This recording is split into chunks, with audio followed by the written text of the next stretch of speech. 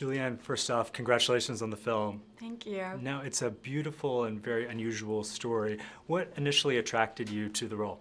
Well, Todd did. I actually am friends with Brian Selznick. He's someone I knew through the children's book world. And I read Wonderstruck and loved it, thought it was so, so beautiful. And I remember when he told me that he really wanted Todd to direct it.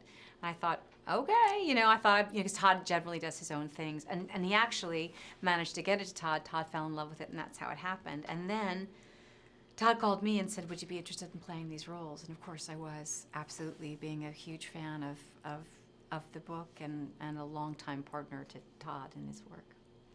Now, you play a silent film star. Uh-huh. What was the challenge of playing a role without having language? Well, I mean, there's the challenge is always authenticity, isn't it? In anything that you do. I mean, Todd always offers us lots of resources when you're working. So he had a list of silent films that he wanted me to see, and in particular, I watched Lillian Gish, who's sort of who we base the character on, with the hair, and certainly her film The Wind, so you see with us with the baby and the wind and this and the, so that was extremely interesting to me because it wasn't a world that I'd seen a little bit, of silent film, but certainly not a lot, and how do you express story?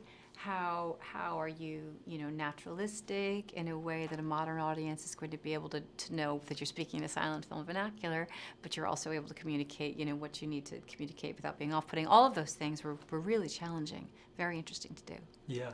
Now, you and Todd obviously have a very long history together. Yeah. Talk about how you first connected with him originally.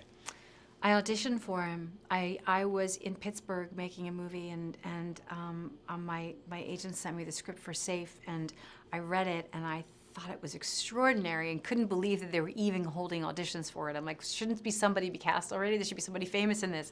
And I loved it, and I flew home to New York, and I went to audition for him and read 3 scenes, and we kind of barely spoke, and then he cast me afterwards. But it was just like, I could only hear it one specific way, and luckily that was the way he heard it too. But that was 94 or something? It's a long time ago. So finally, what do you think this film has to say to a hearing audience about the deaf world? Because I think it's a really important message. I think it is important. I mean, I think it's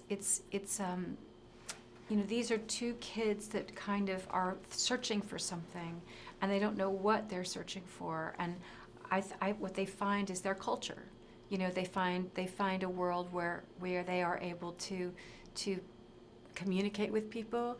They both learn ASL. They both learn a language that that you watch Millie's character come up, and grow up from someone who isn't able to communicate or is required to communicate vocally, which is very, very challenging for her, to being fluent in American Sign Language. It's a kind of a beautiful exploration of what it means to find your culture.